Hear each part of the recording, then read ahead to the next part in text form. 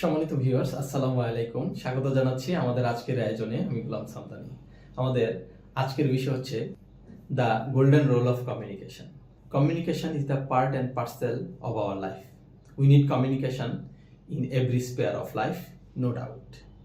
আমরা সাধারণত দু ধরনের কমিউনিকেশনের কথা জেনে থাকি, একটা ভার্বাল কমিউনিকেশন আর একটা হচ্ছে নন ভার্বাল কমিউনিকেশন।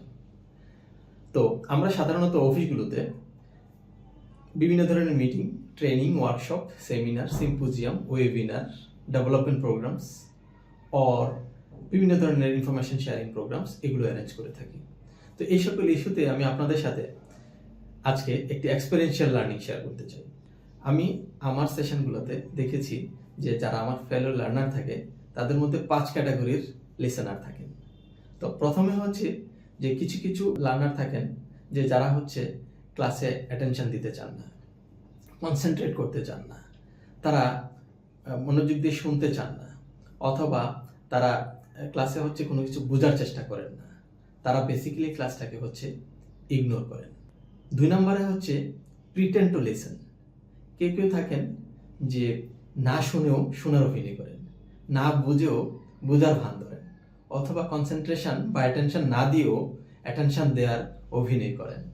আমরা তাদেরকে বলছি প্রিটেন্ড টু লিসেন। আর 3 নম্বরে এসে আমরা বলছি যে সিলেক্টিভ লিসেনার। কেউ কেউ থাকেন যে পুরো ক্লাসে কনসেন্ট্রেশন দেন না, পুরো ক্লাসে তারা মনোযোগ দিয়ে শুনেন না, অথবা পুরো ক্লাসটা তারা বোঝার চেষ্টা করেন না। কিছু কিছু জায়গায় তারা হচ্ছে বোঝার চেষ্টা করেন, যেখানে তাদের কাছে ইম্পর্টেন্স মনে হয় সেখানে তারা হচ্ছে মনোযোগ দিয়ে শোনার চেষ্টা করেন, আবার বাকিগুলো ছেড়ে দেন। আবার যেখানে সাউন্ডস গুড সেখানে তারা অ্যাটেনশন দেন, বাকিগুলোতে দেন না। যেখানে তাদের প্রয়োজন সেই জায়গাটা থেকেই তারা বোঝার চেষ্টা করেন, বাকি সময়টা তারা শুনেন না অথবা বোঝার চেষ্টা করেন না। সো তাদেরকে আমরা বলছি যে সিলেক্টিভ লিসেনার। 4 নম্বরে এসে বলছি অ্যাক্টিভ লিসেনার। কেউ কেউ থাকেন যারা ক্লাসের A to Z full concentration দেন, ক্লোজ অ্যাটেনশন দেন। তারা তো শুধু শুনেনই না, তারা ইন্টারাকশন করেন, কোশ্চেন করেন, তারা এঙ্গেজ থাকেন, তারা ক্লাসের try to get the full insights of the class. তাদেরকে আমরা বলছি অ্যাক্টিভ লিসেনার। 5 নম্বরে এসে বলছি empathetic listening. That's very important. দেখুন, কেউ কেউ আছেন যারা এটা উপলব্ধি করেন, যাদের মধ্যে একটা ইনার ফিলিংস কাজ করে যে এখানে যিনি ফ্যাসিলিটেট করতে আসছেন সে যদি 2 ঘন্টা ফ্যাসিলিটেট করার জন্য যান, বা আপনি যদি 2 ঘন্টা কোথাও ইনভাইটেড হন ফ্যাসিলিটেশনের জন্য, আপনার কিন্তু 6 ঘন্টা পড়তে হবে, আপনাকে হয়তো 2টা বই পড়তে হবে, আপনাকে স্টাডি করতে হবে, আপনাকে হয়তো ম্যাটেরিয়ালস তৈরি করতে হবে, প্রেজেন্টেশন তৈরি করতে হবে। এই সকল হার্ডলসগুলো, এই সকল ইস্যুসগুলো উপলব্ধি করে যে সকল লার্নাররা শুনেন তাদেরকে আমরা বলছি এমপ্যাথেটিক লিসেনার।